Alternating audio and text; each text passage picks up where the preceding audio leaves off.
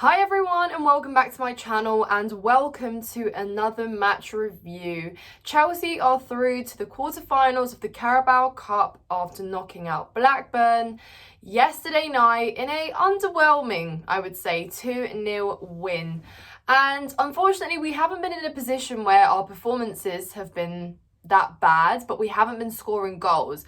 So actually we basically put on a bad performance and got a result. So I wish our standards weren't too low, but we got the job done. And yes, I mean, the game, guys, I can't lie, I was there and I was yawning in the first half. It was so flat and boring and nothing happening. Everyone was so static and stationary. Everyone was behind the ball. And I was like, really? You have an opportunity, no offense, Blackburn, to try and go and score against a team from the Championship that perhaps doesn't have the same quality to punish us as we have seen other Premier League sides do. Go for it. Go full attack. You need goals for confidence, Chelsea. You're not in a position where you can park the bus at 2-0. Why don't we go for that third goal? Why don't we go for that fourth goal? You know, we see other teams do it, but we just don't. And unfortunately, it's a shame. But yeah, I guess can't really say too much on that because, yeah, we won. So the performance itself, like I said, it livened up in the second half. I thought the way we set up, I think perhaps we could have done more. I mean, we were pretty much playing our strongest 11, bar a couple players. There weren't that many academy players. There weren't any that we haven't really seen in the starting 11 this season. So actually, we should have gone a lot more full fire than we did. Sanchez in goal surprised me. I was really eager and keen to see Petrovic start. I thought this was the perfect opportunity to start him, see what he's about. But maybe we're going to wait till our FA Cup run. I don't know. But to be fair, looking back now, maybe Pochettino didn't want to break up Sanchez's momentum going into such a big game like Spurs away on Monday. So maybe that was the justification for that. But yes, either way, he didn't have too much to do. I thought he did have a stupid moment where he gave the ball away, but Blackburn didn't have the quality to put a shot on target when they were one-on-one with Sanchez. So really, we were lucky. If it was any other team, guys, we are conceding. Let's be real. So yes, I thought Cole Palmer, again, absolutely brilliant, guys. He is slowly turning into one of our most consistent players. A player which I can't imagine being absent or dropped from a starting 11 moving forward. Yet we brought Cole Palmer in as an addition or somebody to just help us brighten up our attack, provide some options moving forward. Now, I can't imagine a team without Cole Palmer. Like, I can't. He's our biggest creator. He reads the game so well. He's constantly trying to take on his man. He takes shots from outside the box. He takes penalties well. What more could you ask for? He's such an all-rounder and he's such a joy to watch. The flicks and tricks he tries do actually find a teammate. You know, the shots that he makes are actually on target. So I'm so keen to see what else could come out of Cole Palmer because, yeah, honestly, big playmaker.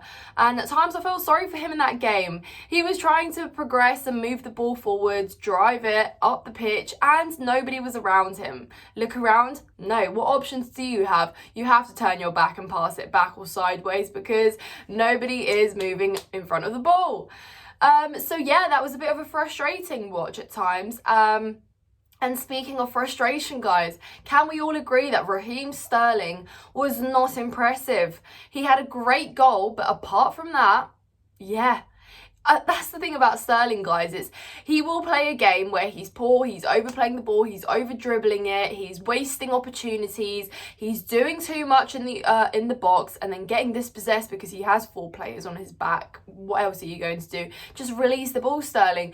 But then he'll just drop an absolutely incredible goal, a moment of brilliance, and yeah, we can't really scrutinise his performance too much because ultimately he was part of the win.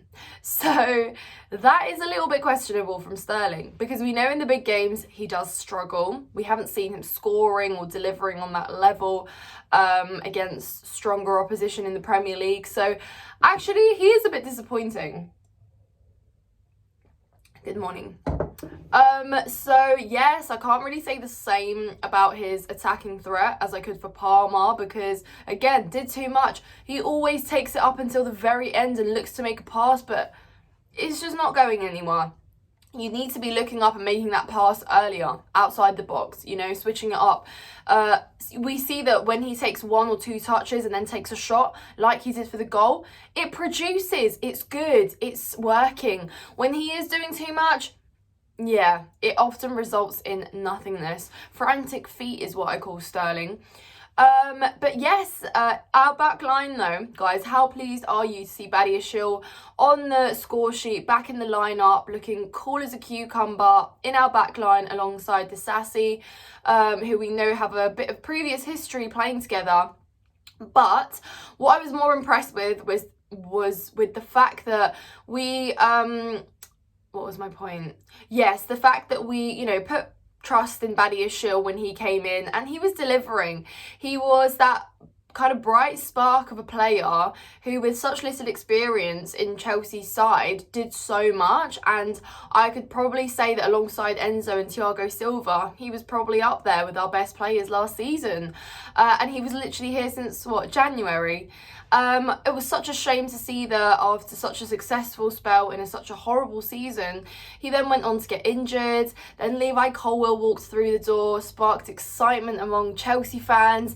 We haven't seen Levi Colwill, and, you know, he was delivering, looking so good in our back line that people forgot about Badiashile, really. And it's just a shame because I love his game. I love what he's about. He looks so comfortable. He's tall, you know, he provides a lot of physicality, and his aerial duels are really, really good. So honestly, I just miss Badiashile, and I think that it's going to be healthy competition now that he is fit and provides an option there for Pochettino. We know that Thiago Silva, our beloved Thiago Silva, is not going to start as many games as he has been in the last year. He will eventually start slowing down at some point, and that is probably where we see some new partnerships form, you know, whether it's going to be Wesley Fofana when he's back in, we got Colwill, you know, we got Badiashile, we got Disasi, so there are options to choose from. Obviously Trevor Chalobah, big question mark there with his future, but, you know, he's still at Chelsea too. So I think that it's good to have depth, it's good to have options. That's why we brought in as many as we did. I have seen a post that perhaps Chelsea are on the lookout for another centre-back. I don't know, we will see about that. But yeah, guys, Enzo Fernandez, let's talk about Enzo, because of course he was absent against Brentford, and we do miss him when he doesn't play. We see the quality on the pitch, his passes, the range of passes, the way that he creates as well.